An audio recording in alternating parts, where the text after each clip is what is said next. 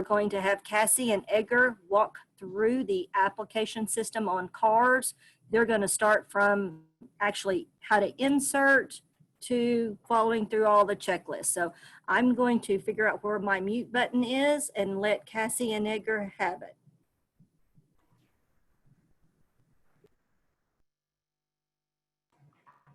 Okay, thank you for that, Dana.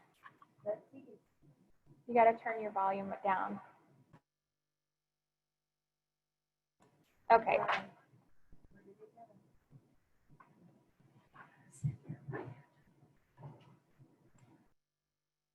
Are we ready? Okay, here we go. Okay, so you might see some things on my screen that you may not see if you're logged in. And if you are able, like Dana said, if you're where you have two screens or you can listen as I go along and walk through it, we're kind of going to do this like a tutorial so we can walk through it together. If at any point I need to slow down, put it in the chat and tell them so they can holler at me and tell me I need to slow down because I have a bad habit of going too quickly. But really, we want to walk through every step and go through all the forms, and so that we can display some of the changes that we've made. We're really excited about the application this year. I'm happy to say that. I don't think we've all shared that feeling in the years past, but I think we've made a lot of improvements over the last couple of years.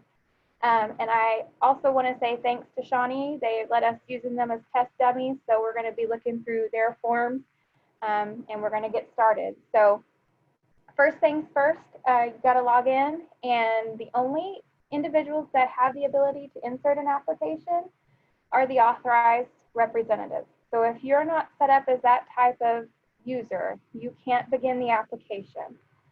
Although many times those aren't the authorized reps aren't the ones filling it out and submitting it. You might be a district user. Your authorized rep needs to go in and insert the application. Then as a district user, you can come in and insert the data and save, but your authorized reps have to insert and save everything. Also remember that if your PLE tool has not yet been approved, you will not be able to start the application. You may have already experienced that. And when you click on this button right here, the Add New Renewal Application link, it will give you a message stating that PLE has not yet been approved. There is a little bit of delay in when those are approved, and then our system knows. On Tuesdays and Thursdays of every week, we're sending those documents to IT. We require them to upload that information. So say, what is today? Today is Thursday. If yours was approved yesterday, we're gonna send them down there. Come tomorrow morning, you should be able to go in here, click the button, and start right away. If you are a district that is exempt and you still can't start, just reach out to the ladies in the office. We can override that and allow you to start the application. So if you're experiencing that, let us know and we can solve it. So if your PLE is approved or you're exempt and we have the system updated and you're an authorized rep, you can log in and click the Add New Renewal Application button. You'll then scroll down and click Add New Renewal and click the NSLP button. And then you will want to select or enter 2021 and submit.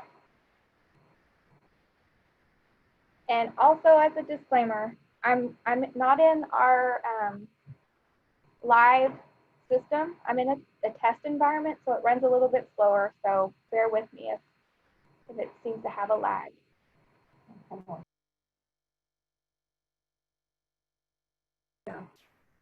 Okay, everyone, I'm getting a lot of questions on the chat about where's the PLE, where can we find, what happens, we're exempt. If you are exempt, we are working on getting those checked in your system so that when those will be ready for you to start entering. If you're still getting the message and you're exempt, just hold on and we're getting to those as quickly as we can. If you're exempt because of CEP or provision, there's nothing really you need to do. We have that on a spreadsheet. If you applied for the exemption, we have to have that information in the file and have it approved before we can actually check your box that you are exempt. And if you have to complete the tool, the blank tool is on the CAR system under other documents, still in the 2020 school year. So you'll have to download a blank one and complete it and get it sent in. We'll put all that back in the chat when we do the questions and answers, but I just kind of wanted to stop because we were getting lots and lots and lots of questions about where's the PLE. So go ahead, Cassie, thank you. Thank you, Dana. No, y'all, anybody jump in when something needs to be added. Edgar was pointing out, is this what you were talking about? Yeah, is that the newest one? We were trying to find the message. Well, they can't edit it. No, we may have to skip over that and come back. Okay, so we inserted the application and we kind of left that page, so I'm going to go back.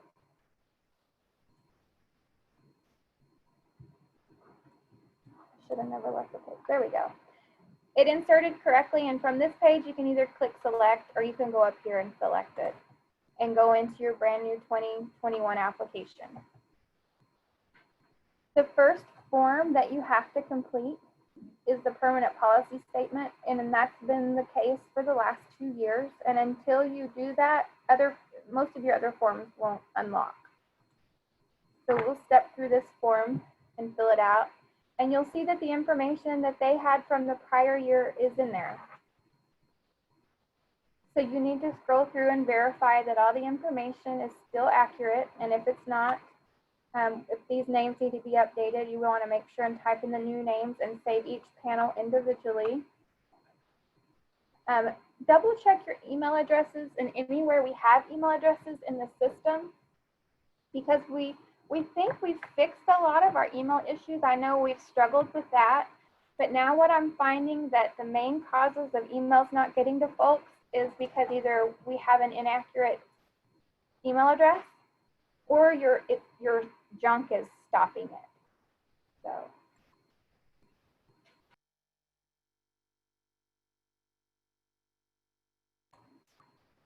So you want to update each panel and certify. And you'll see that I didn't even really have to change anything on this form to go ahead. It's got everything in there from the prior year, but that's why it's important that you review everything and make sure nothing needs updated before you certify it. So once I've done that, it will open up your checklist.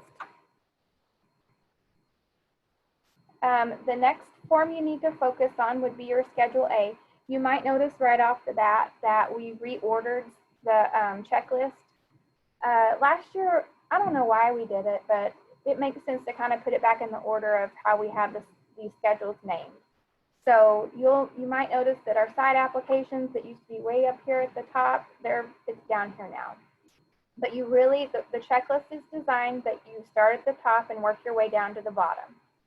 So after doing the permanent policy statement, you'll want to do your Schedule A.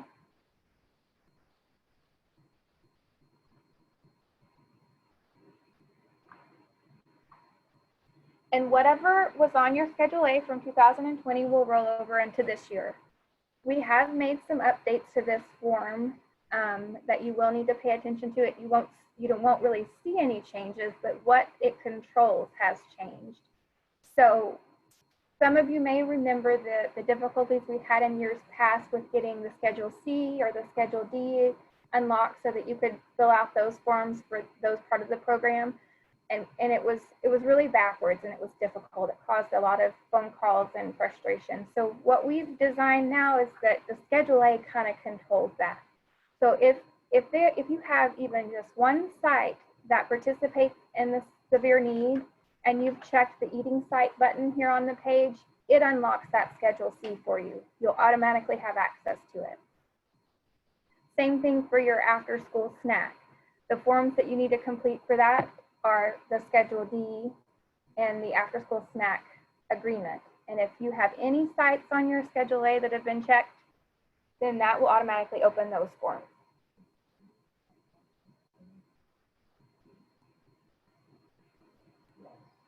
What was the question? Is the eating side on the after school snack box, is that new? Yes. Yes, it is. And it was put there just for this scenario so that we would have a way to unlock, you would have a way to unlock that form yourself, essentially. And the CACFP and SFSP, that's just there for information purposes. There's also that selection that we'll look at later on the site application. If you check that any of your sites participate in these two programs, it will auto-populate that checkbox on the site application too, and it's just there for our knowledge. Do we have any other questions that have come through for our Schedule A? Yeah, if we're losing a site, how do we make grade level change? You'll just, that's a good question. You just click edit and make any changes that you need to for each site. And you might explain that the file uploads to accredited sites, right? We don't upload accredited sites, they upload it automatically. Our system, the sites that our systems know about comes from accreditation and what they call the header file. So there has sometimes been a lag in those getting updated. So if you've had site changes, code changes, grade span changes, and it's showing up in areas that you can't edit, let us know and we can reach out and see if we just need, our files updated. But I think we've got them pretty well up to date. You may, and I may talk about this again when we get into site applications, but you might have in the past experienced the issue with when you go into the site application, it says there's no contact information. Those things go back to accreditation. So if you notice that you have a site that's not populating addresses or things like that where it should be, you need to reach out to accreditation. But on this page, you guys can totally change anything on here that you need to update. And if there's a site that populates from the year before that's no longer a site now, you can just delete it and it will remove it. Any other Schedule A questions? Okay, we can come back if we need to. The Schedule B, everybody will get this message right now when you try to open it up, because we can't let you fill that out until we have the rates. So it will stay locked until we get the rates from USDA. And you can't submit your application until that time either. So we'll all be anxiously awaiting the rates, and as soon as we get those rates in, we'll get them entered, and then you can complete the Schedule B and submit your application. So until then, you'll just have to skip over the Schedule B. Yes, when we do get them, we will send out a notice and we'll post it on your red banner.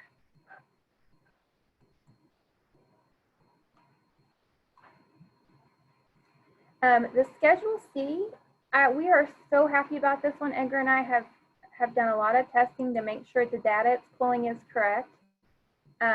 But since this new system has the claim information, we're now populating these meal counts for you to see if you qualify for schedule or for severe need.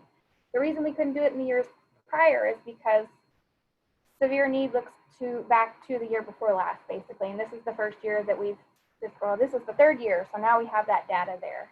So when you go to your Schedule C, you'll see information here already, and that's pre-populating your free, reduced, and paid counts from your lunches in 2019.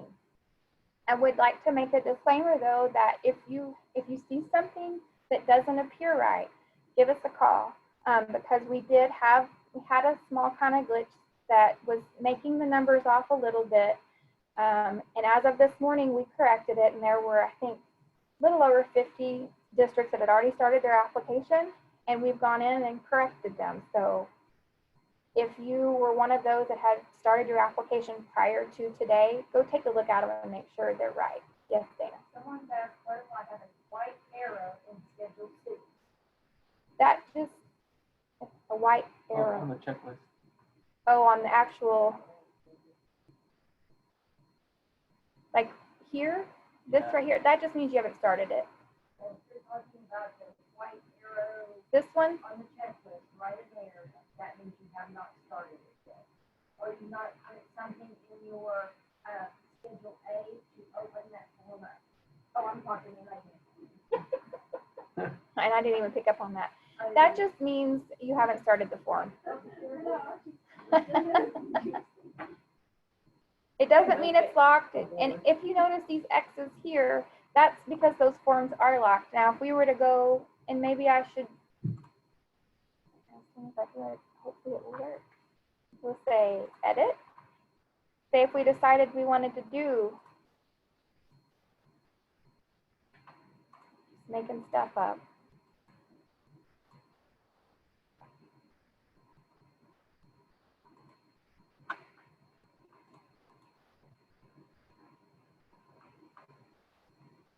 Now your Schedule D and your after school snack is open. So that's what those red X's mean. The white arrows just mean it hasn't really been started yet, but it's open for you. And something else I should note that most of my, well, all of these are, I can click on them. You may not experience that because I'm logged in as administrator and you have different access. So I can really open any form because of the security level I have. Any questions on the Schedule C? The only thing you really need to know is that if something doesn't seem right, just let us know and we can help you.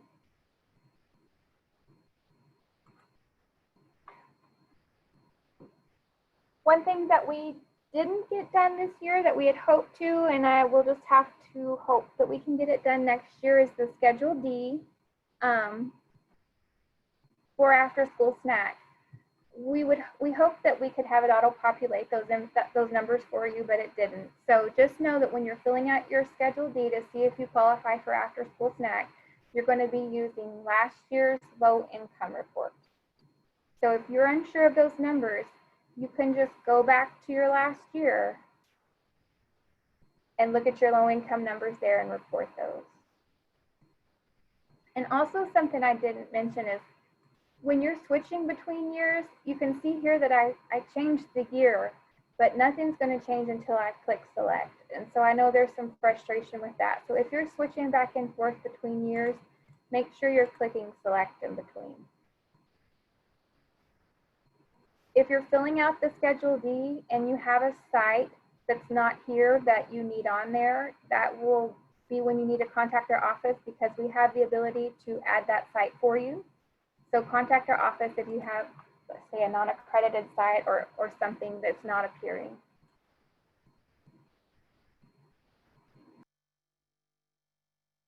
Well, this is just for the school. This is for that. Yeah, this bottom part here that says Schedule D admin only, that's really just supposed to be for us to insert those sites for you guys. I think the first year we rolled this out, you guys could add them, and I think we've since fixed that to where that you shouldn't be able to add those yourself. Dana, do you have anything to add so far? Someone asked, should we be seeing the fiscal year 2021? So remind them they have to insert the application. Yes.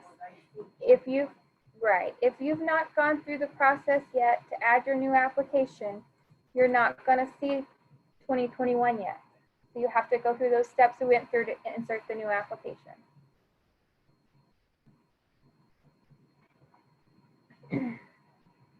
After school snack agreement, there's not much there to do other than just saying you've read it and that you agree to it. Nothing has changed about that.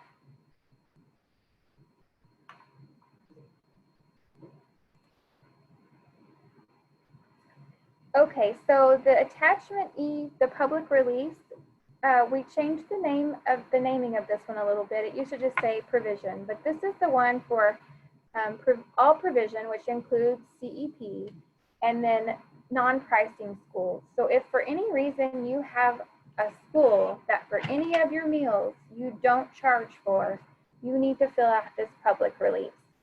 And we've tried to go through and make sure everyone has access to this form. You can see now that it's available for me to click, but if you see that you can't click on it and it's grayed out, it might kind of look like that where you can't click on it. Let us know and we'll see what's going on. But we have a way to mark now if you're just non-pricing. So say if you do everything traditional, but you do breakfast at one of your sites and you don't charge. I don't know, I'm making this up.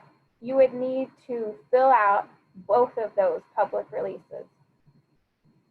On the public release traditional, for those of you that are required to fill it out, make sure that you fill everything out that's required, which is every number.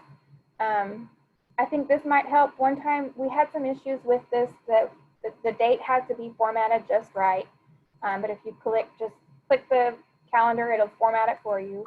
You have to enter the news media. But the one thing we noticed the most that gets skipped over, because the form will let you save without taking care of it, is that you've got to add all your sites. So let's see. You add the county district code, and then the site number of whatever site you're trying to add. As soon as you add that, and then you click down here, it auto-populates the name of the site with that code. And you just click add. So for every site that needs to be on the traditional public release, it needs to be listed here.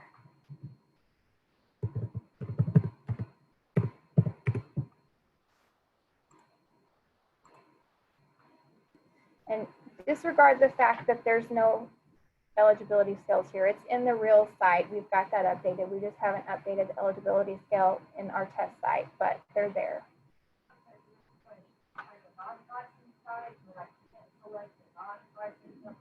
Okay, so we have a non-pricing site. We need to find out who that is, because we've made a change on the Sfa Maintenance Page that only we can control. So if we can get your district, we'll go and check it for you. So give us just a little bit and we'll take care of it. Okay, they're on it.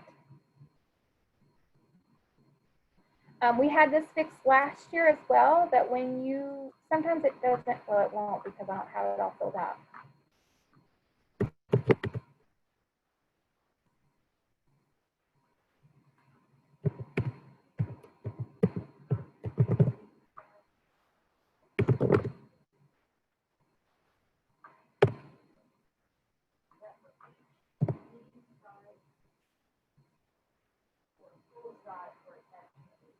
Well, it depends. Oh, so your attachment E, it depends on how you operate. If you have some sites that are regular, free, reduced pay, you take applications, those are the sites that go on the traditional one. Whereas if you have sites that are CEP, provision, or non-pricing, you just don't charge for breakfast, say, you would need to also do the attachment E for provision and non-pricing. So you'd have to do both of them. And on each, you would need to list the sites that they pertain to. Some schools might need to do both. Some may need to do one or the other. But then we did fix this last year. It was kind of after we rolled the application out, so some of you may not got to experience it. But if you recall, the first year what it printed was terrible. But now we have this, and you can export it to a PDF, and it's great. If you'll click here and then say PDF, see, that's where it gets hung up in tests sometimes.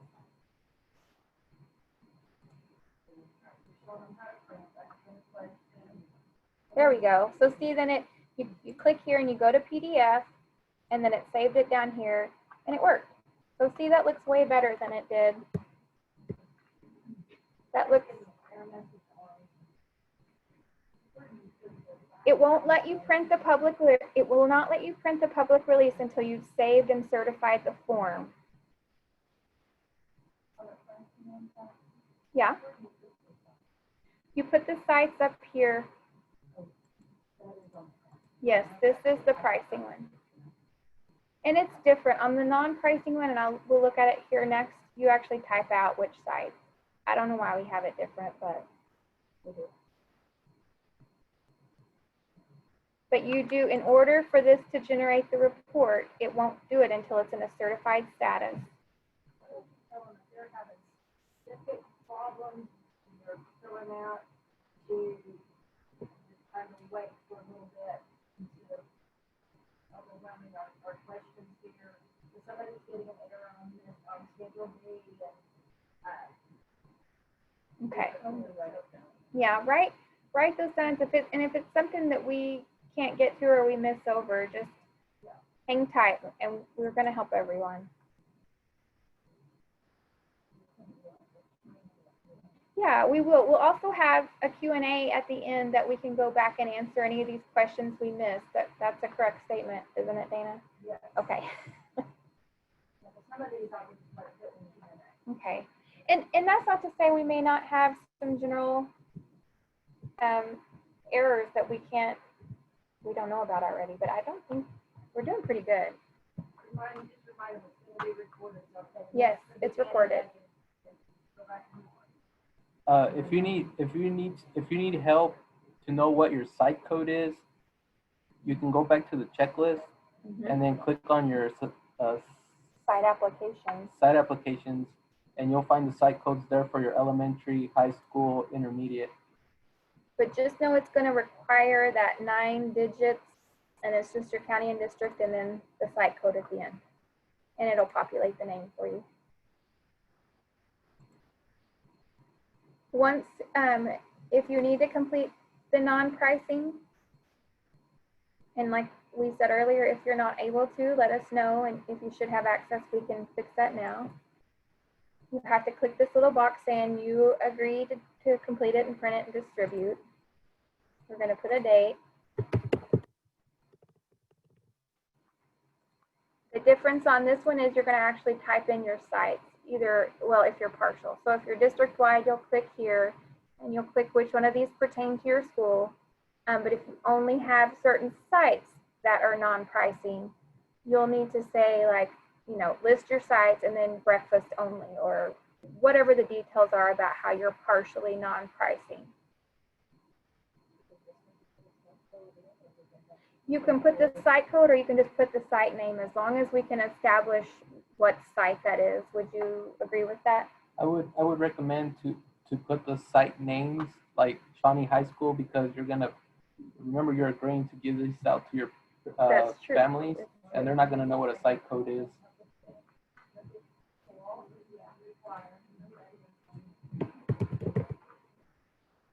And the same thing with this one. You have to save and certify before it will let you generate the form.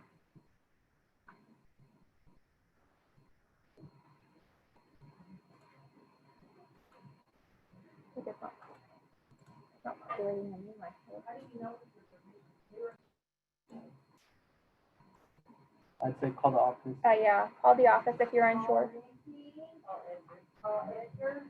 You can call me. We have very few that are provision 3, and by very few, I think it's 3. So you're probably not provision 3, and we don't have very many that are provision 2. But if you're unsure, the easiest way to know is look at your application. If you don't have any data in there, you're not. I'm not sure. Hold on. Yeah, you can go back to last year and see what you have in there. If you're new and you're unsure of what's what, go back to last year and check it out and see what was completed and what was put there. But this would be how Shawnee would know that they are CEP and provision, because they had data, and we wouldn't gold lock it even if they filled it out, if they weren't approved for that. Also, if you weren't CEP or provision, those forms wouldn't even open up for you. They're locked unless we open them. So if you try to click on CEP and provision and you can't, then you're not. So that's another way to know.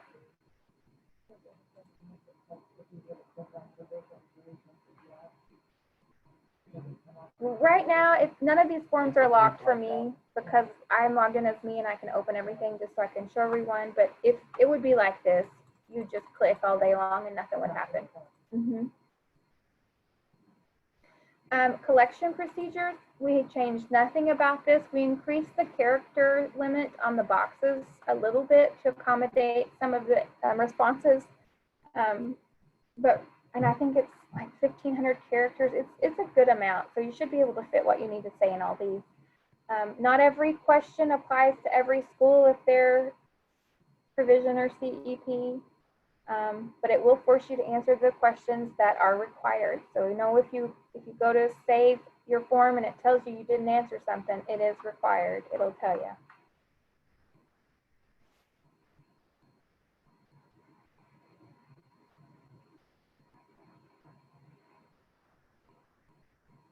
Okay, So if you are not CEP, close your ears for a minute because this doesn't pertain to you.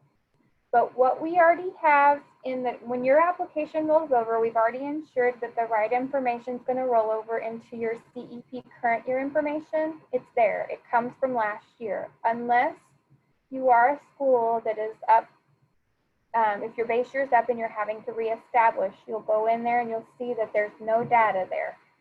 And we'll get that entered once you do your numbers and your consultant comes out to approve you for a new base year or a grace year, whatever happens.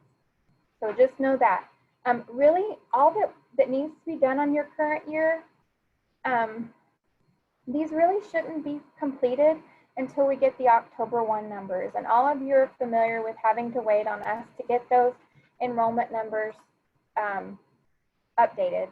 And we just have to wait on the other agencies or the other departments in our agency to give us those numbers. They come from, I don't know, accreditation. But just know, really, you shouldn't have to go into these forms and do anything until that time. They're designed to, when October comes, we come in here, we upload it, it tells you your new eligibles, and then that's what gives your information and your eligible counts on your claims. So, okay. The moral of that story is, if you're CEP, don't stress out about your current year because we have to come back in October and do it. That's when that form really should be done. CEP side applications, that doesn't need to be done right now either. This is the form that if you want to reestablish a base year, or if you're just curious about, you just want to see if your numbers have increased, that's where you'll go and fill that out. But this is the only CEP form that needs to be completed during this fiscal year right now. Do you have anything to add? Well, can we get here?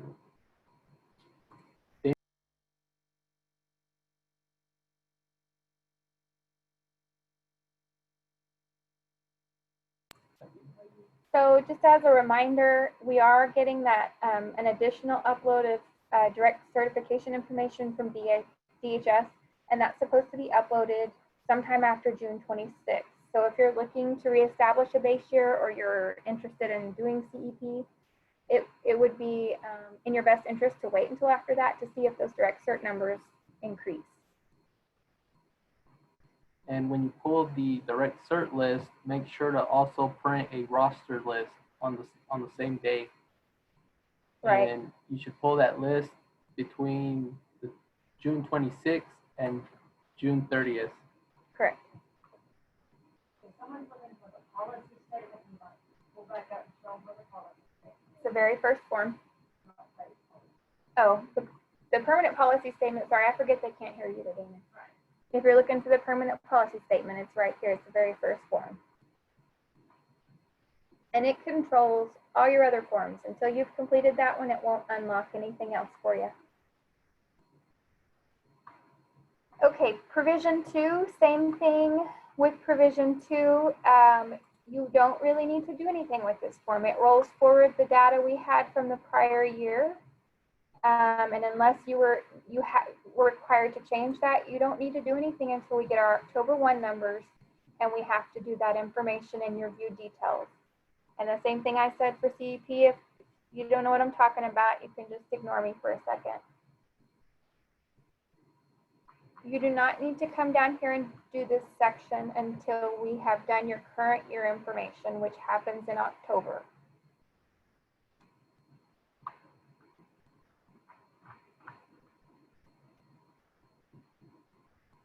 Any questions? Okay. Enrollment not be the same the last day of school as it is now. What enrollment are we talking about?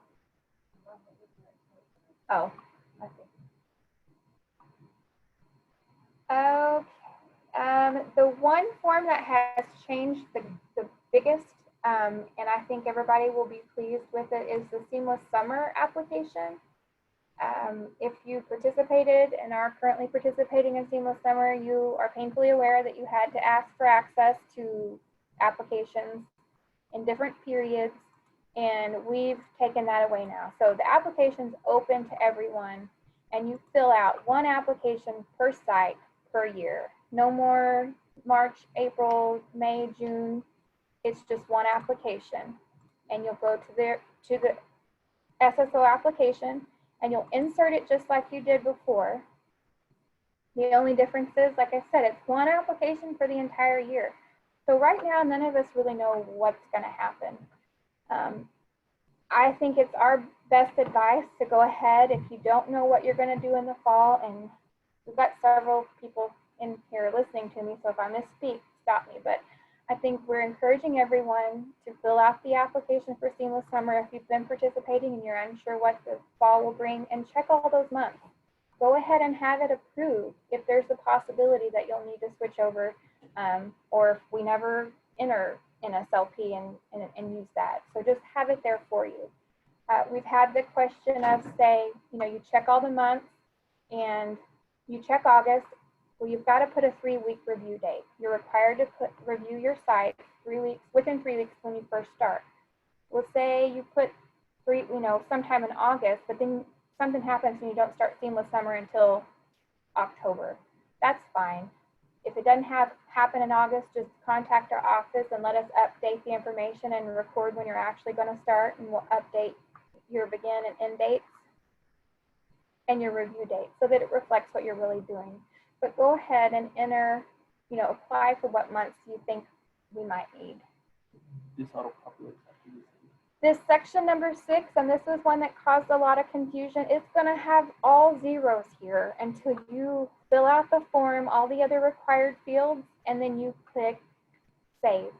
And once you do that, your numbers here will populate, and it comes from the prior year's low income report.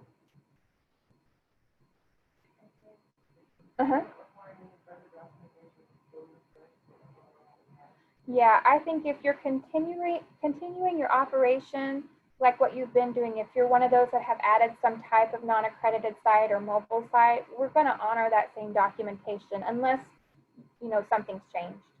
But it would probably be a good idea to let us know too if you quit using one of those non-accredited sites so that we can document that that's no longer needed.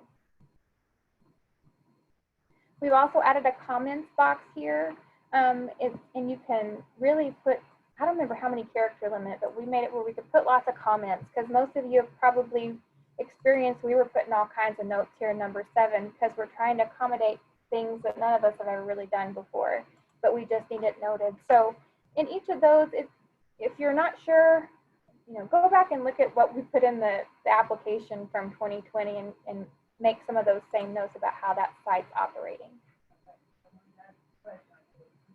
Okay.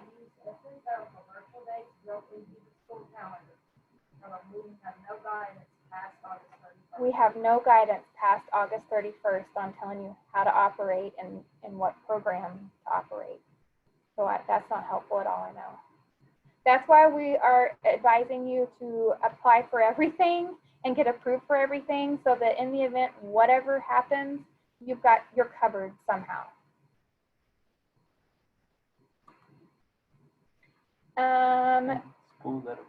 Schools that are participating in SSO right now for even July and August, make sure you fill this out right away and then call the office. Yes. But you only fill out one application per site, so I think that's going to be a lot less confusing. Yes, you can pick all months, and if you end up never doing any of them, it doesn't matter. It just sits there, and it's there if you need it.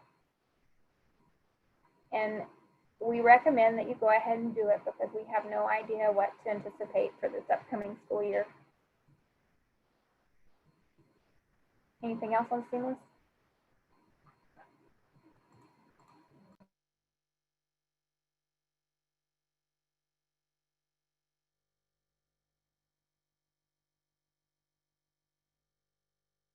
That is a good question, because right now,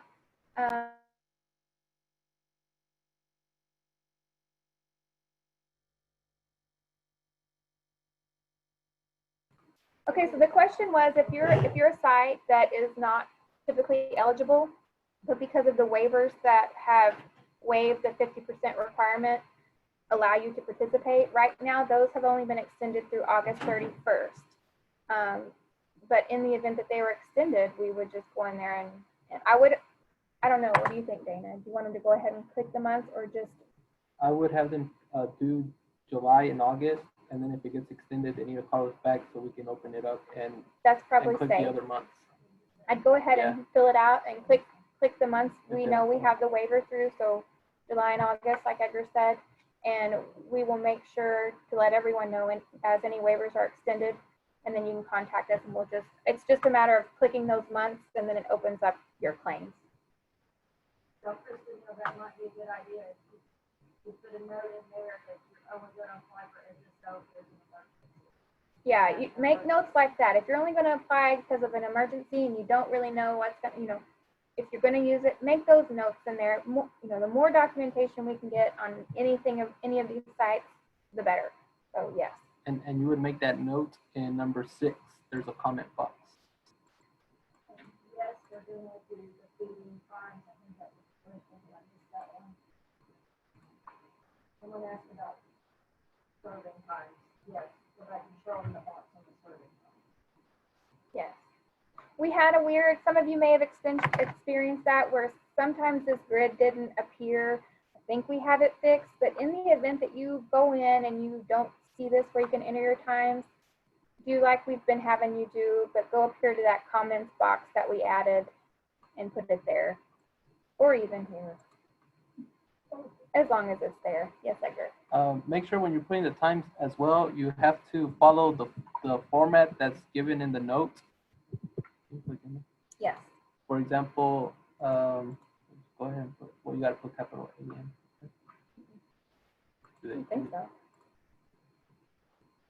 You just have to put the AM or PM. Hold on. Let's see.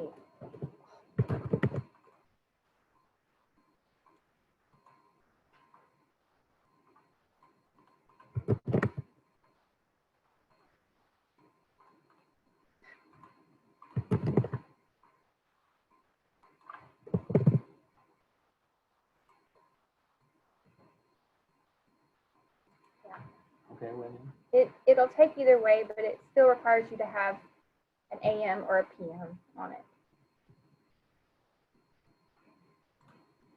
Any other questions? Okay.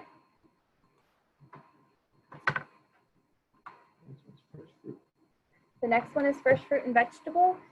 This is open up for everyone. It's kind of worked differently the last 2 years, but this year we finally got it going on.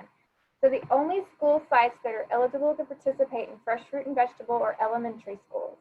So those are the only ones. Although when you click here, you're going to see it's listing other schools. We're still trying to get that changed. But just know you can only apply, even though you can fill out the form. We'll only look at applications that are for elementary sites. The application is available right now for everyone, and the deadline to apply is August 17th. And that will close at that time, and then we'll begin our selection process. So come August 18th, if you log in and you forgot to do it, you will no longer be able to click the button to apply. We have not changed really much about this, other than we've made it a way easier process, because in the years past, you had to fill this out, and then we had to send you an interactive form, and then you had to send that in. Well, we've got this form fixed now so that you complete the information as always. We've added your instructions down here that states, with some errors, because I can't spell and we're still working to correct my spelling errors, that you have to print this and sign it and send it in. And I'm going to...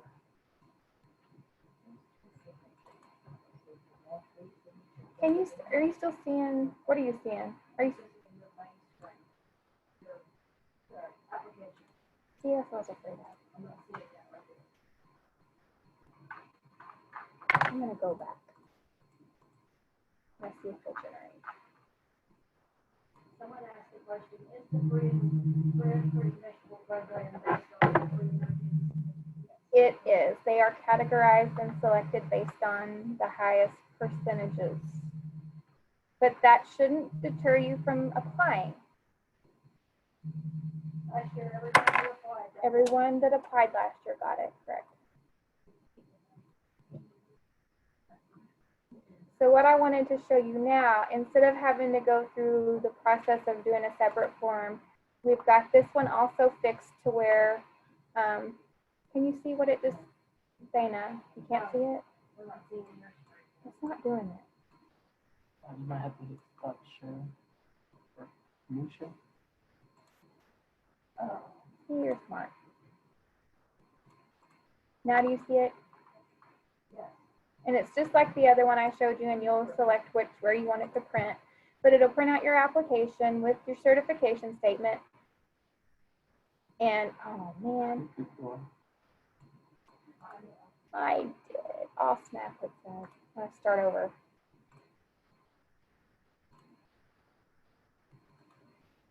Anyway, it prints and you sign that one and send it in. I'm gonna have to log back in.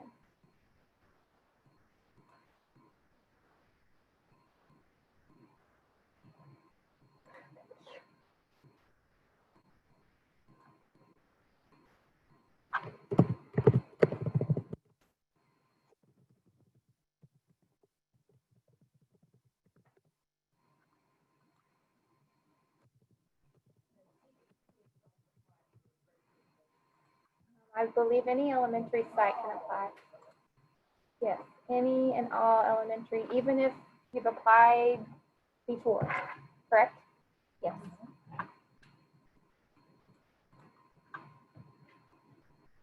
Sorry about that, guys. We had to start over. Any questions on the fresh fruit and vegetable? It kind of cut out on me, but the point of that was that you can print the report. It's got the signatures that are required, and you send that in to us. And until we get that signed form, like the statement says, you will not be considered for the fresh fruit and vegetable program, meaning you won't be in the mix to be selected until we get that, because it's required by USDA that we get that signed by those folks. Oh, did they see that? Can y'all see, what are y'all seeing now? Okay. Well, thank you.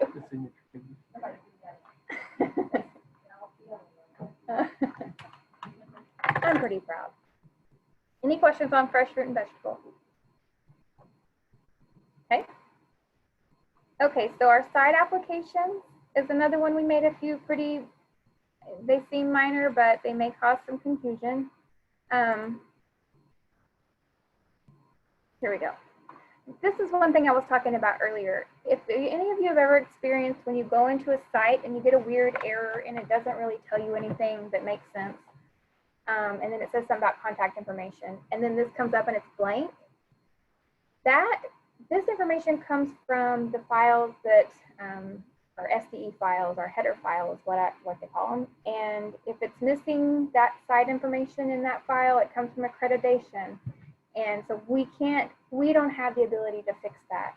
Your school needs to update whatever magical file that goes to accreditation. I don't know, but reach out to accreditation if you experience that and then it will populate. But it doesn't stop anything from happening. So unfortunately, you still have to give your principal a middle initial. We need to get that turned off. I don't know why that's important, but if they don't have one, just put a space and it will accept a space.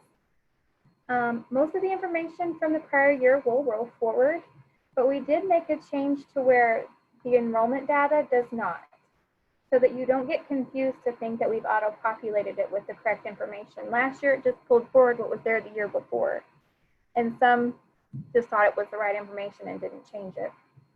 So your enrollment number that should go here should be your prior October 1 enrollment number. And then we've also changed these here. They used to be percentages the last 2 years. We don't know why they were percentages. We've never reported them in well, many years ago, I guess we reported them in percentages. But it really, you should have your October civil rights compliance checklist, and those numbers should be on there from last year, and that's what you'll enter here. Make sure you understand that these 5 races, what those total to have to equal what these 2 things total to. So every child is a race or has a race or belongs to a race, and every child also is either Hispanic or not Hispanic. So we're not looking for 100% on each of those like it was last year. We're just looking for the grand total of each of those to equal.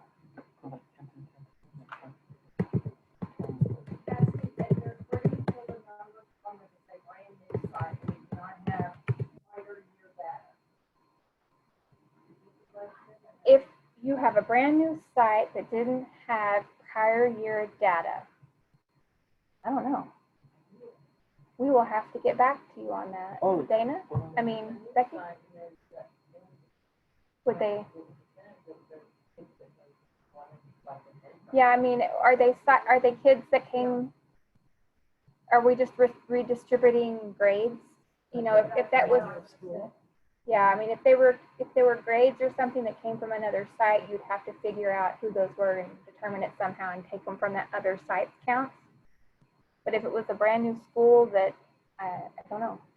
Or you can check with the other student files that are submitted at the office, like maybe the counselor or the registrar or secretary. They might have that information on the actual student's file, and you can just grab it from there. What the actual current information is, if there wasn't any. But does this make sense here? Okay, what else did we change? We also changed this section to where, as you all know, if you have a high school site, you do not have an option to do offer versus serve for your high school grades for lunch. And before, it would let you save that without checking it. But now, if you don't check the offer versus serve for lunch for those grades, it will say you've got to check those. Also, if you're serving meals in any type of alternate sites, like breakfast in the classroom or grab and go or things like that, we need you to make comments like that for either of those meal types of what you might be doing differently than other than just a traditional in the cafeteria kind of meal. This is the biggest change on this form. Before, you may have experienced that you could click these yourself, and we've changed it to where nobody can click these, and they're all just system generated and they come from somewhere else. So if you have completed a fresh fruit and vegetable application for this site, that check will appear. If you complete the seamless summer option for that site, that check will appear. Same thing for all these. The only 2 that are a little bit different are these 2, and that comes straight from the Schedule A. So if you selected that they participate in those on the Schedule A, that's where that's coming from. And those are just purely for information. Any questions so far, Dana?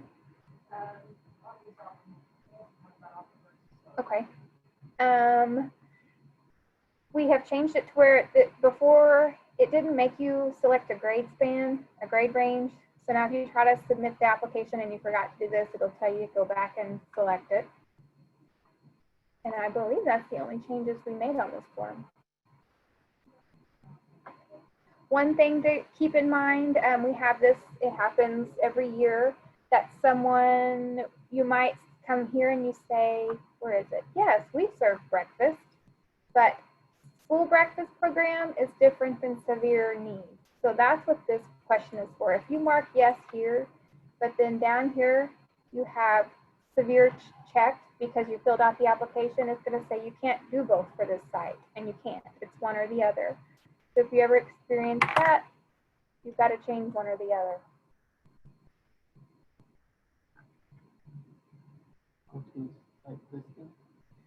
Oh yeah, one thing we need to make note of. Oh yeah, this is what Edgar was referencing to earlier. If you're unsure what your site code is for like your public release, that's what they are right there. A couple of things to mention about your site application. Okay, we have a question.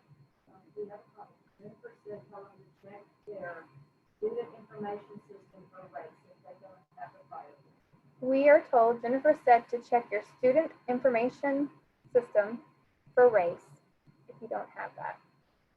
Did I repeat that correctly? That Okay. makes sense. Okay.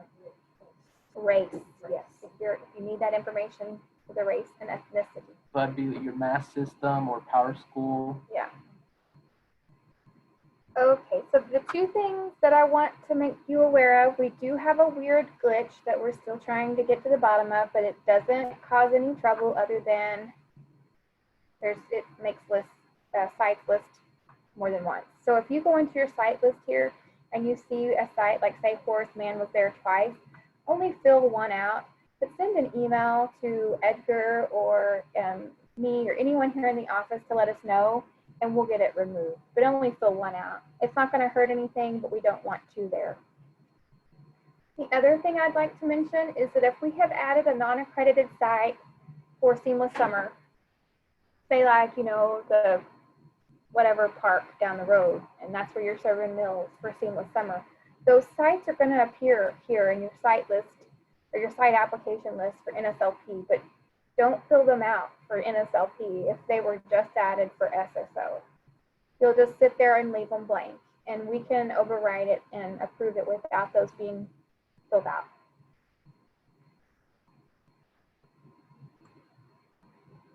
So we've got several questions on offer versus sub. Okay. So, do the application like you were going to be doing at normal school. Yes. Mark your offer versus sub like a regular school. Don't worry about. Oh, because of COVID. Yeah, just mark it like you would normally be serving. We don't know what's going to happen, but we need these applications to reflect what would happen if we were serving normal. Just feel free to make any comments if you want. Yes, feel free to make any comments, but who knows what. If you want any kind of disclaimer, COVID made me do it. That's what we're going to say on everything.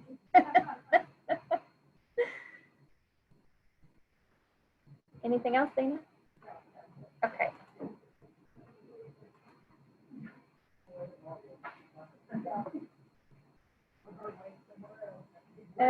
Is she really? Okay, the renewal agreement. Nothing has been changed about this.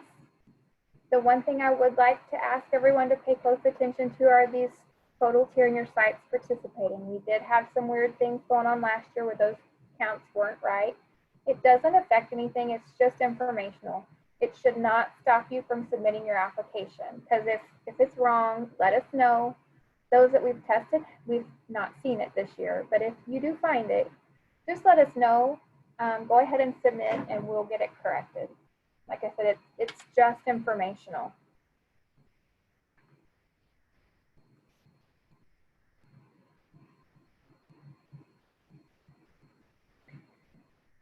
Health and food safety inspection report. In the years past, this wasn't required as part of your application renewal, but it is this year and going forward. So that means you have to fill this out before you can submit your application. And it states that right here, that you have to fill this out prior to your submission of the current year application. And then here you'll report the number of inspections that you had this past year. Yeah, it's for the prior year. And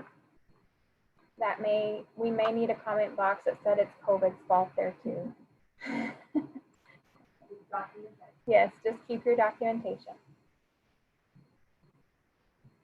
So you have to do that before you can submit your application. Your new meal pattern certification, which shortly, maybe probably by tomorrow, it's just going to be called meal pattern certification and meal pattern documents because they're not new anymore.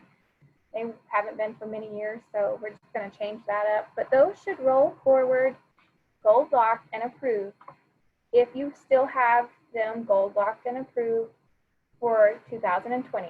And those are directly associated with whether or not you receive your performance incentive.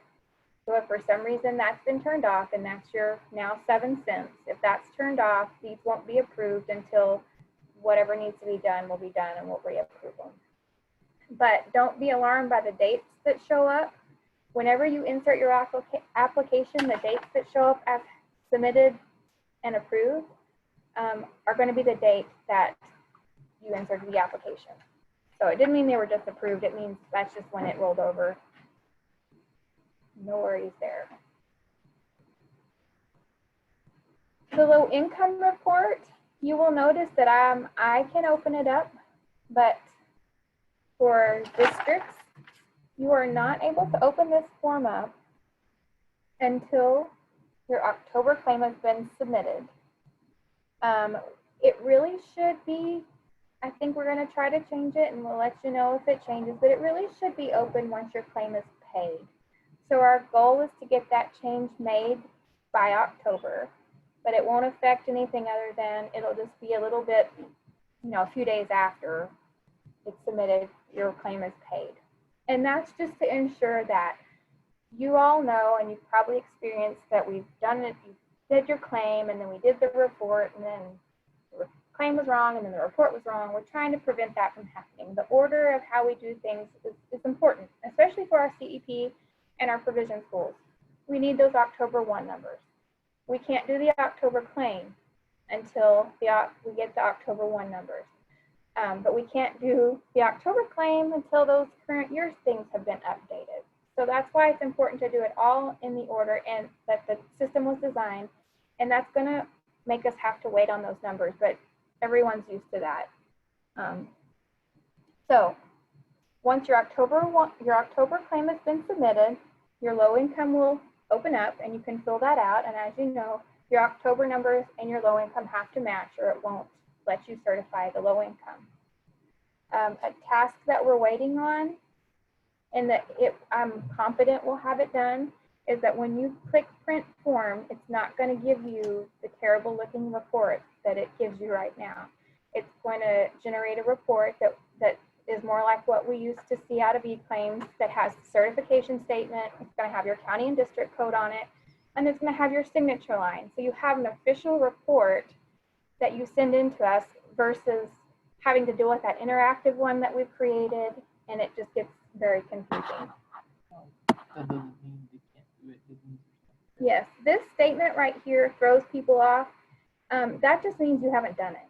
It doesn't mean we don't have anything we should have had. It just means it's kind of redundant because there's nothing on the form. I don't know why we need a statement that says, yeah, but that's all that means. So once you do your October claim, your low income will open up, you submit it. Once we approve it. And once we approve it, then your November claim will be unlocked.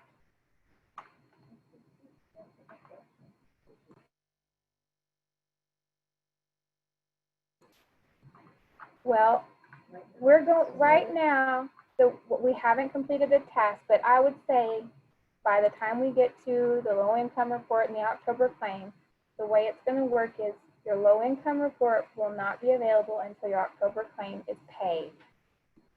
And that's just to prevent that nothing on the October claim can be changed after you've already done your low income. Okay, so you've done your October 1 claim, you did your low income, now your November's open. Your verification report doesn't open up until the November claim has been submitted, right? Okay. And then you can't do December until you've submitted your verification report. And the verification works just like you always would imagine. Until we approve it. What? The verification report, we have to approve it. Yes, we do have to approve it. Oh, that's right. Yes, that's right. The December claim's not open until the verification report is approved. Yeah.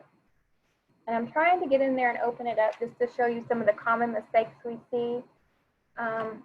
But one right off the top of my head, there we go. If we have any RCCIs listening, we don't have very many at all, but if we do, just know that if you put a total number here, these two and 1A, 1-2A and 1-2B, those need to they can't be 0. These two need to add up to be that. The other common issue that I see happening is we get these numbers mixed up. You can't have more applications than you have students. And 9 times out of 10, when we see that mistake, it's just you've got them mixed up.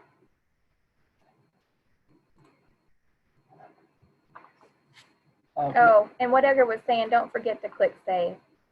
Yeah, make sure you click save on each tab except the first tab. So it'll be the second, third, and fourth tab. You have to click save in that blue ribbon. We've noticed some schools will just simply scroll down and click certify, but you really should click save on each tab. Section, yeah. Yes, and then once you get to the last tab, then click certify form. That's a good point. I don't think I ever paid attention to that. Oh, if you don't save it and certify it, it goes away? Oh, I didn't know that. And now you'll see, now you will see the USDA PLE. Yes, we have a question.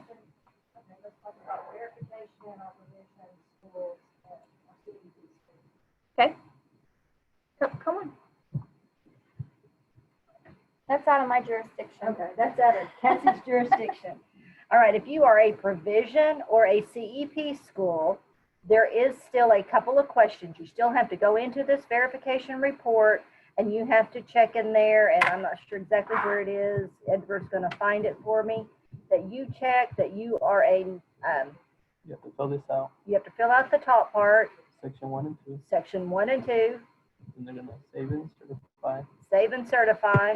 And then go to Edgar, just saved and certified and log out. But there is a portion you have to do. It means you, when we say you do not have to do verification, it means there's no process. There's no sending out requests for documentation from your parents or anything. But you still have to complete the report. You've got to complete the report. So your December claim will open up. If you don't complete this report, you cannot get into your December claim.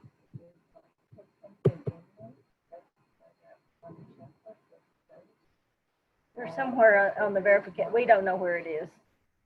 Barbara's asking us where it is. It's probably in the instructions. It's in 3 and 5, the girls that actually check over these reports are telling us. So if your CEP provision, you need to skip this tab because it's not applicable. Yes, you have to do section 1 and 2. That's pretty much enrollment data. Then you're going to go to section 3 and 4. When you're in 3 and 4, all you have to do is click this 3-1. Once you click 3-1, all the boxes down here are going to gray out. Make sure to click save. Then go back up because you have to repeat that process in section 5.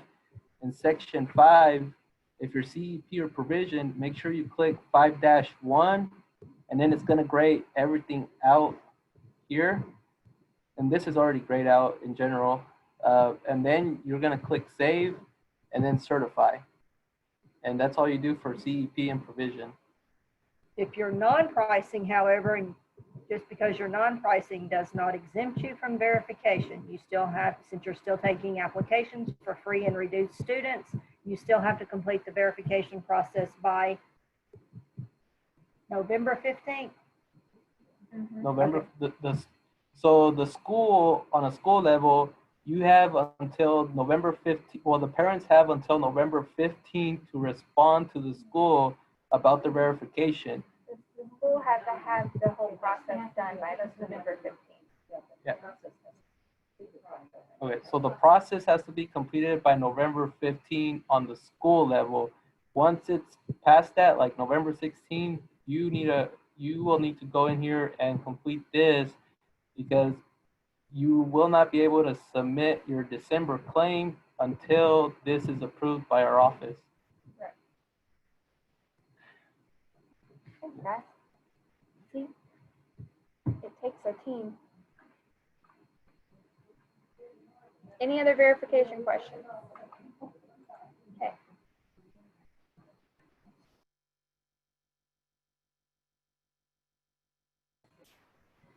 Okay, and I started to talk about the PLE review. That's really just informational. The one for 2021 will remain blank until this time next year.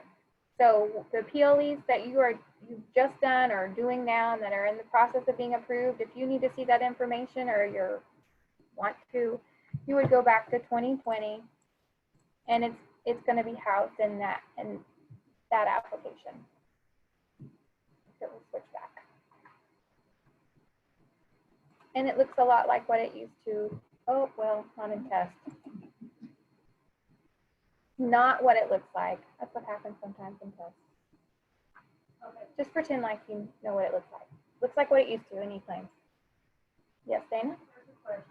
Since we cannot submit the application until the reimbursement rates are released. Correct. Yep. You cannot submit the application until we get the rates, because until you get the rates, the Schedule B is locked, and then you can't do that form. Yeah. So they can go in and get everything But you filled out. we are telling you to go in and do everything else until then. So that way, the day that those rates come out, you could do Schedule B, and then we're gonna have a lot of work to be doing in this office. We're gonna have lots of applications coming in. Do everything else though. The equipment grant, you'll notice here you can't click on it. That still needs work, so we just made it where nobody could click on it. They're working on an equipment grant right now that's coming out, and that'll be an interactive form, and it will be done manually like we've done the years past. So just disregard that.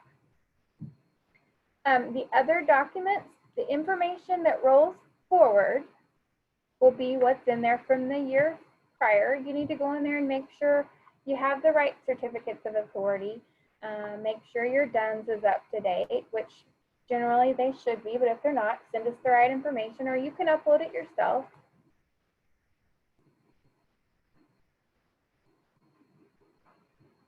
And this is where you can go and upload documents yourself. And it can only be PDF files.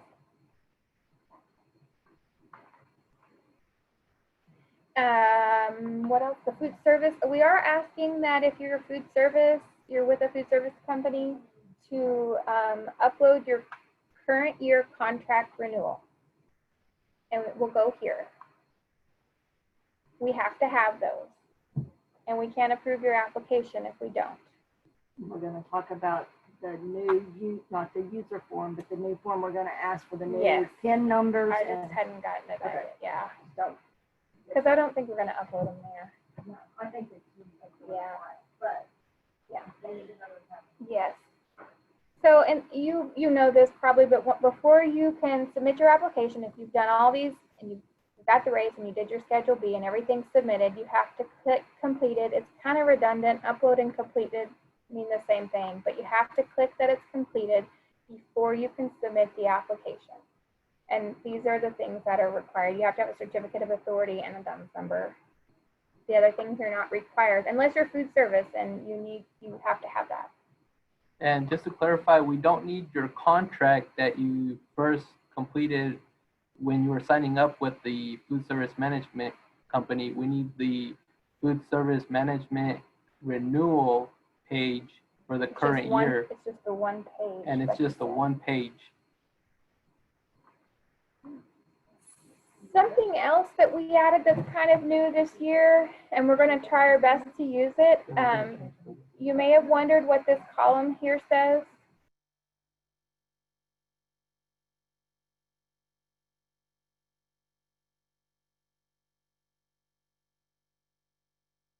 Sorry. Okay, so we have this detailed additional info requested here. You may have wondered what this means. This is for our office use, that after you've submitted your application and we're reviewing everything, if something's needed on a form, we can click this button. It will unsubmit it. It's kind of like what the reject button was back in E-Claims in the old system, so that we can put it back out to you. And then in these details, we can type out what we need, so that once you get notification from us that your application's not approved for these reasons, you can go back here and read in these details what's needed. And so that's what we're going to try to use. It will also send you an alert. I think they go to the superintendent and maybe the authorized rep. I'm not sure. We need to test that more, but I know for sure it goes to the superintendent. And it sends an alert that something is needed. So the other thing that Dana started to mention a minute ago is that we need to update all of our user accounts. And we need to make sure that all of our user accounts that are set up are secure. And in order to do that, we've got a wonderful new form that we're going to send out with our applications. Well, we won't send out with our applications. Whoever is approving your application will make sure we obtain it from you. We'll probably put it in our other documents. You can go there and get it. But all it really is, we're not making you get it signed by anyone or anything like we did initially. We just need to update your PIN and your security questions so that we make sure everyone has a unique information to reset your account. I know there's been a lot of frustration with folks that when you get locked out of your account or you can't remember your password and then you go to reset it yourself, because we never really asked you the questions and we didn't make it unique, a unique 4-digit that you know and a unique question with a real answer, you can't reset it. So that's what we're going to be doing, is updating those, and the person who will be approving your application will reach out and get that from you.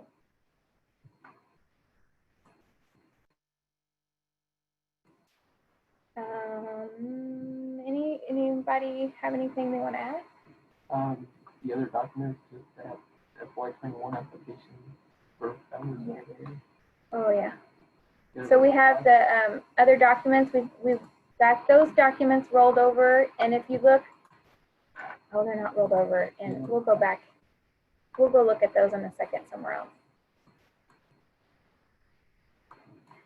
Because what we didn't look at was the SFA maintenance page, and I wanted to go over that real quick. Everything that's on your 2020 SFA maintenance page will roll over onto your 21. And just like always, your authorized reps, that's the section, this is one of the sections on this page that you don't have the ability to change. So if somebody's here and you need it updated, let us know. Send in the new certificate and we will get it updated for you. Same thing with, well, not with your superintendent, you can update those. So if your superintendent's changed, if any of these contacts other than your authorized rep, you have the ability to update them. So put in the information, and within each panel, you want to click save and save them. A lot of these things you guys do not have the ability to manipulate or change, but if you see something that's wrong, let us know. I can't see those either. That's really all I wanted to talk about on that one. Just make sure you have the right people listed as your authorized reps. Questions? Dana? Somebody asked, we filled out the grant for COVID-19 SS program. How do you know if you received what grant? What? Somebody asked a question about they filled out a grant for COVID SS, and they want to know if they got it. We're not sure what that is. We only oversee the equipment grant. Yeah, we don't have any COVID. We don't have any COVID grants in child nutrition. Remember when the SFA had the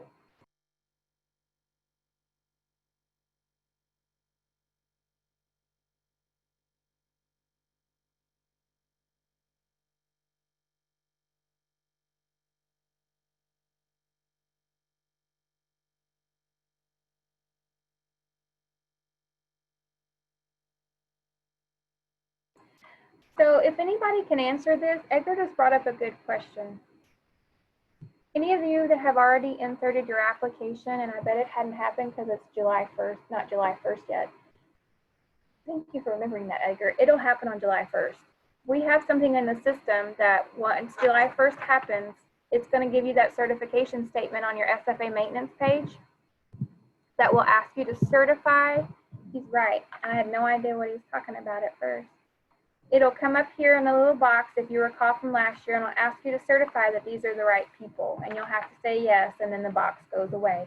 That won't happen until July 1st because we typically don't roll it out before July 1st. So we're ahead of schedule. We don't normally get to say that. And the purpose of that message, you're gonna well, you probably haven't seen it, but the other schools that start the application later, the purpose of that message is to certify that yes, Maria Eisenhower is the correct or the primary authorized rep. So if it's not correct, contact our office, because we need to get an updated certificate of authority for the new person, and we also need to update this information as well. Right. That goes along with one of the questions asked me, does a new certificate of authority or does the COA need to be renewed? No. If nothing changes and you have a certificate of authority that's even from 2018 when we started, you're still good, you're covered.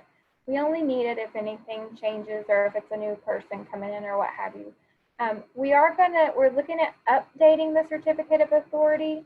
Hopefully by next week I'll have it up there so that it's confusing right now because you guys send a certificate in and then we have to also do the user account form and it's frustrating. So we're trying to make one form that you fill out that's both the certificate and the user account form so you can send us one thing, and when we get it, we know we got to make you an account and we know whether you're an authorized rep or what have you, so that will lessen that and people will understand how to get an account. Because yes, that will only be for new people and nobody has to go back and redo it because we're making a new form. Everything we have existing, was still good and will be honored. And like I said, with the user account forms that we're going to send you guys as we're updating and approving applications, that's only to ask you for you to give us an updated 4-digit PIN and to ask a security question. You already have approval to have your account. We already have those documents, so we don't need anything, it doesn't need to be signed by your board or your superintendent. We just need those updated security things to make sure our accounts are as secure as they can be. And we've had a few questions. One question where can we have more than one authorized rep at our school? The answer is yes, you can have more than one authorized rep in your school. That is up to your school district. But we recommend that you have more than one in the event that something happens to the one and only you have. So. How do we know if you're approved for SSO in July? Well, the thing is that SSO in July is going to be waiting on the same rates that NSLP is going to be waiting on in July. So we don't really have an answer for that. Just continue doing what you're doing and we'll let you know when we know more. That's the best we can give you because until we have those rates, we can't approve that application. But we have the 60 days and all that, and we'll be fine. Just continue doing what you're doing. But when you do fill out the SSO application for July and whichever other months, be sure to call our office to let us know that it's been completed. Yeah. So at least we can look at it and make sure what you have on there is what we need, and you can operate.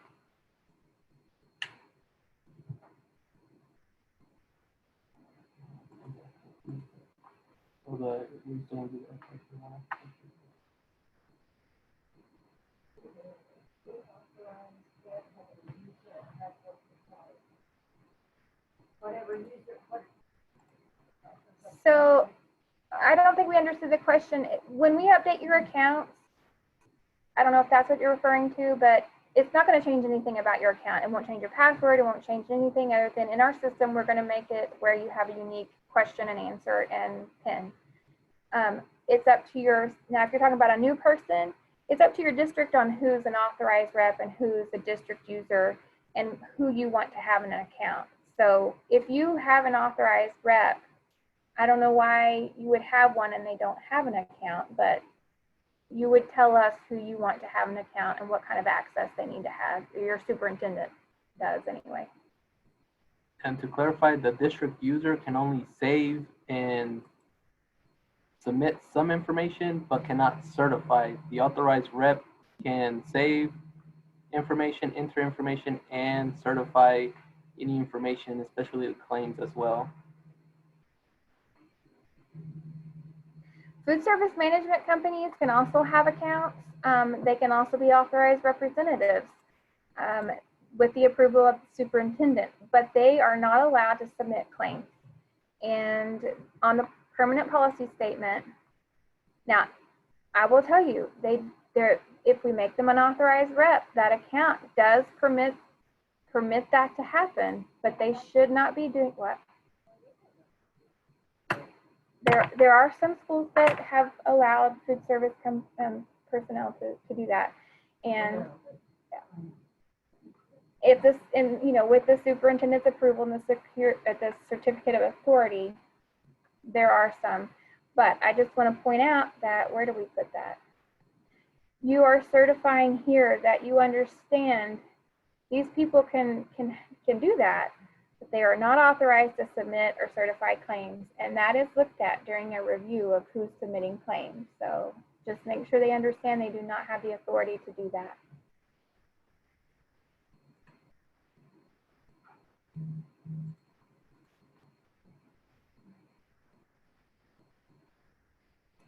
Yes, if you're brand new and you need to be an authorized rep, you don't have to contact us first. If you go to our other documents, I'm going to get out and go into the real one. If you go into our other documents, you'll see now we've rolled over our documents. If something's missing that you need, that you saw there, like a COVID waiver or something like that, it may still be back in 2021. But anything you may need from now on going forward, it's going to be in 2021. And your certificate of authority, Forms to get started. Forms to get started. Where's it at? Oh, right here. So right here.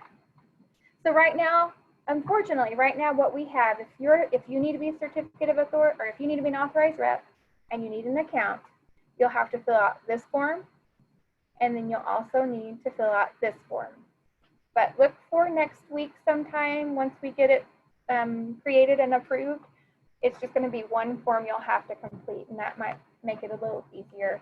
But when you get those completed, if you have a contact you're used to reaching out to with schools, send it to that person or fax it to us, and we'll get it to the right person to get you in our system.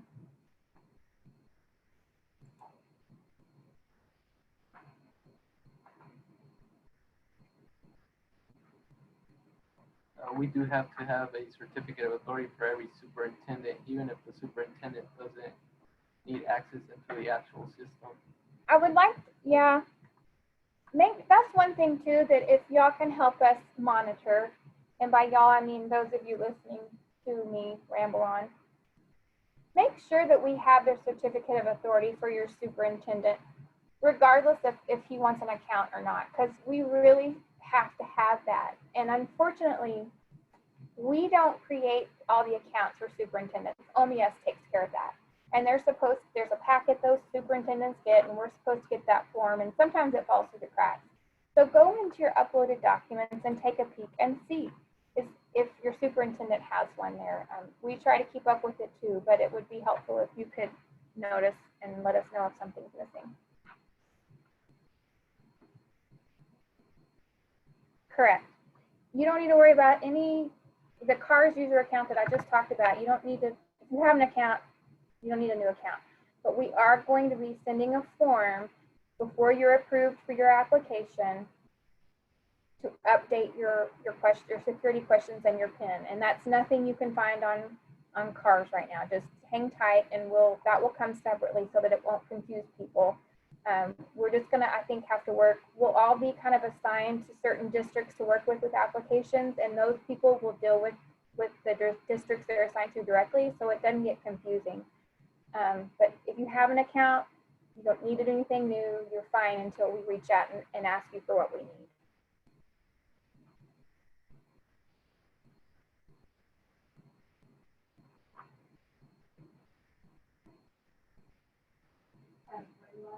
Any last questions? Was this helpful at all?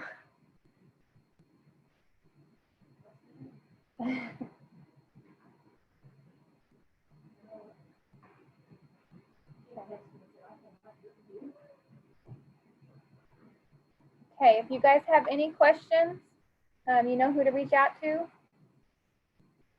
If you were approved for May, June, but did not apply for July, August, when will this be available to complete? It's available now in the application that we just released. You just check the months you need, July through June of this fiscal year. If you're still operating, just don't skip a beat, do what you're doing now, but we can't approve applications, like we said, until we get the new rates. Yes, you'll have to go into your application and go to SSO under the new year, but we can't approve them until we get the rates. And that's USDA, yes. When is the equipment grant deadline? We have not set it yet. Be on the lookout. That's USDA's fault again. Yeah. Okay, yes, it will be recorded and we'll share that and we'll go over our questions if we've missed anything. Oh wait, I would like to mention one thing that we might have lost a lot of people. If you've done any revisions on a seamless summer claim, please go back and check that it's there and it's processed correctly. And if anything doesn't look right, email me, Cassandra. You've probably already heard from me because it probably hasn't. We've had issues. So reach out to me if something doesn't look right. Tell them if it's processed, they still want it. Yeah, if it's processed, you should see a warrant date. But just go check any revisions if you've done any in SSO. What were you going to say, Barb?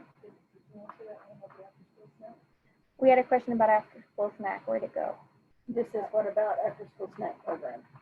After school snack, like after school snack or like risk. at risk. Who is that for? How we know which program to operate under, we don't know how to, we don't have any guidance on that. That's why just to fill out all your NSLP stuff, fill out every month for SSO. I mean, check every month on the SSO and get approved for both, and we'll figure it out when it gets here. You qualify for SSO if your school is at least 50%, but right now there's a waiver that allows the schools that are under 50% to also participate in SSO until August 31st. Right. Where the new meal pattern stuff is from many years ago. If you, when your consultant came out to do the information with you to see if you qualify to meet the new meal patterns. So they're 7 years old and we've just rolled them forward from year to year. So go open them up and take a look at them. It's something that was done when those first came out. Debbie, yes, I would go ahead and fill out the SSO application, but when you're filling it out, right now you would only be eligible for July and August. And then if the waiver gets extended for under 50% schools, give us a call back and we can update your application for the new dates if it gets extended. K through 8 and it says K through 12. Are you talking about, I'm assuming you're talking about the new meal pattern. Yeah, some of those selections, it auto selects things depending on how which worksheets were uploaded, but don't worry so much about that. What's most important is that we have the right worksheets in there and it's got the right meal pattern information. Anything else? Going once, going twice.